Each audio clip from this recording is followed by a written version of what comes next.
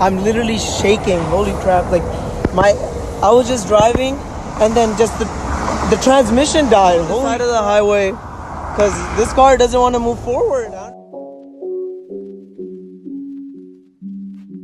Hey y'all, welcome back to Dealership Adventures, where today we got a new car. It's a 2001 Honda Civic, and right now we're tasked with finding it. Hold on, I'm praying this is it. Okay, someone left my car running. What the hell is this?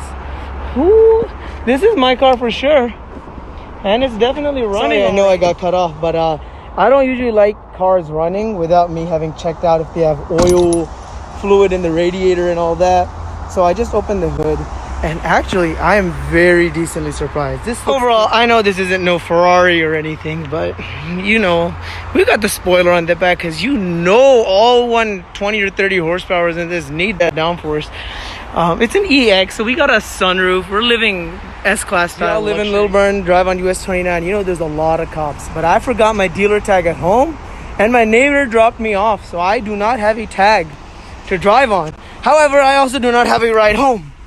So, we are going to read the dua for driving, and we are going to pray that no cops stop us. So, I shall keep you updated. Yourselves for the unstoppable power of VTEC! Yeah. Yes, y'all. We deserve like 34 felonies for doing this, but we drove with no dealer tag, but we could have gone. Regardless, this is our car. It's here now. We got to get it to Macon. Literally, I'm about to leave in an hour to take it there. Driving impressions of this 01 Civic. It really doesn't show the fact that it has, 199,000 miles. With just being under 200,000 miles, some cars, they're just shuddering with their last breath. But this one is running and driving real well. Look, no warning lights on in the dash. There's ice cold AC. So, I'm very comfortable driving this. Suspension is decent for its age. You have aux input, which are USB. You can charge your phone with this. You have cruise control. And for a car that's going to run someone around $2,500 to $3,000, with the way this is driving and everything, and because of the way it's been maintained in its past life, you can't ask for much more with this price range. I'm literally shaking. Holy crap. I was just driving, and then just the transmission died. Holy crap. And it's a 200,000 mile car, whatever, but it was driving so well. And now I'm on the side of the highway because this car doesn't want to move forward. And I was all the way in the left lane, and then just freaking check engine light came on and just nothing was happening. And oh my God, I don't think you'll understand. I'm genuinely shaking because I thought I was going to because the car wasn't moving forward. I thought I was gonna die. They call me a dedicated YouTuber because I'm recording at my time of crisis. My check engine light came on as soon as the little transmission died, I guess. So I'm just trying to read it, figure out what it is. Hold on, see? One code found. What the hell is this code?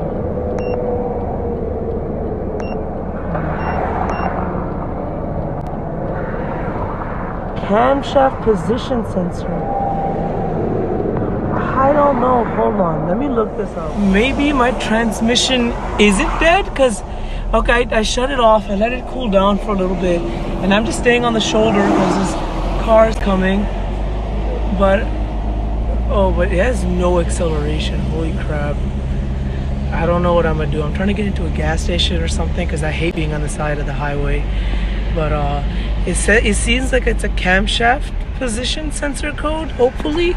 I don't know, man, but I'll keep y'all updated. A lot of times, the first most basic troubleshoot thing you can do is just go take this code and erase it. And sometimes, if the computer is feeling generous that day, it'll let you get away with it, and then it'll just drive, hopefully. So let's see what happens. Erase done. So now when I start it, there isn't a check engine light. And okay, it didn't instantly come back. Hold on. So if I put it in drive, is it gonna drive? Wait, I was doing that anyways. But I'm trying to find out if it's a real transmission issue or it's just that, yeah, it has no power. And check engine light's back. So let's go see if it's the exact same code. The exact same code is back. It's P1362. And check engine light, like I said, instantly came back. So now I guess I'm just gonna try to find out where this sensor is located, because it says there's no signal to it. Let's see what I can find. After some digging around on the internet, some people actually said that once they let the car sit for about an hour, it was drivable again. But it seems to be the sensor's issue. It replicated a failed transmission right there. The car wasn't moving forward, but apparently as soon as this code comes up, the car just like loses all power. And once you crank it up again, it runs at like around less than half power-ish. But some people said they let it sit for about 30, 45 minutes, an hour, and it just seemed to work. So now I'm at this little plaza, I guess. There's like a few stores there, and then I'm behind a Home Depot. So I guess I gotta kill an hour and then see what this car does. Goodbye, you VTEC monster. It freaking needs sleep, I guess. I don't know, man. But I got an hour to chill at a Home Depot, so who's really waiting? We're sitting in a bookstore and we're about to kill another. We're walking back to my car now. I kind of killed some time. This frappe is actually real good. I didn't get to finish it though. And we're back at the Home Depot where my car is supposedly parked. Hopefully I can find it. And then, honestly, I genuinely hope and think it's gonna run. We found this sporty beast. And yeah, let's get inside. Moment of truth. Will the check engine light be on? Because apparently it should turn off too. Okay, no, check engine lights on. That's kind of scary, but let's see what happens. To reverse.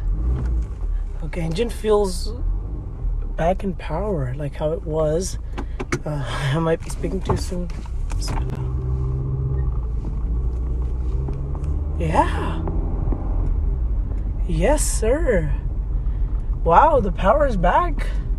I'm gonna do some test laps in this plaza before I decide to plunge myself onto I-75 again.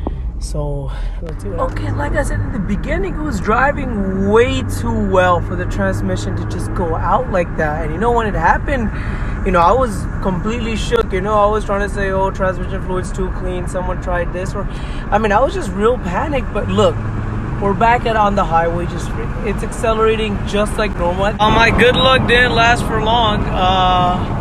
It's doing the exact same thing again. And we're about to have to pull over. I need to find I need to slow down a little bit and get onto the shoulder. But yeah, here I am on the shoulder and it's just not wanting to move. Look at this. This is as fast as this car is gonna go right now. So I guess I gotta sit on the side of the road and wait again. I don't know. Yet again on the shoulder of a highway, but this time there's no exit, no plaza, and no frappe shop, so this is a bummer. But I guess we gotta wait here again for an hour. Source of all my troubles. You see that wiring loom right here? How it connects into the... I don't even know if y'all can see this. That's the source of all my issues. Apparently that connection gets loose, and you gotta tear apart the whole valve covers and a whole bunch, and it's hella hot. So I can't even touch it and wiggle it around to see if it can get better connection until it cools off. So until then, honestly, when those trucks go by, it's so scary. You can feel like the wind rushing at you. But I mean, yeah, it's a huge aspect of being a car dealer that people don't really generally see. Being stuck on the side of the highway and just, praying that one Netflix episode later, I left the hood up so it could cool down. And now we're just gonna close the hood and well, make dua that this drives, I guess. So, oh boy, man, this is about to be the longest drive to Macon I've ever made. So, let's see what happens. Up, and it feels like the engine has power again. So, I'm gonna try merging on this highway real quick. But this is 18-wheeler. Oh, no, never mind. He moved away. God bless him. So, that dude right there, he gave me some space. And we're back on the highway. So this car really likes being intermittent, I guess. But I'm gonna drive with the hazards on now and just try being safe, I guess. So let's see. Really not trying to jinx it over here, but this is my exit. I mean, I'm only 4 miles away from the lot. Now, come on, don't film me now. And I guess our story has a happy ending. Look where we're at. We're at the lot. We made it, y'all. Hell yeah. Overall, that's just the story of how I got the Civic there. We've already ordered the part. We're probably gonna get it installed pretty soon. And that car is going to be ready for someone to drive home, because right after that, I'm pretty sure the car is going to be perfect. So if y'all enjoyed this video, please comment, like, share, and subscribe. Just show that y'all enjoyed it. It helps support me and makes YouTube show my videos to other people. So thank y'all for watching and have a good day.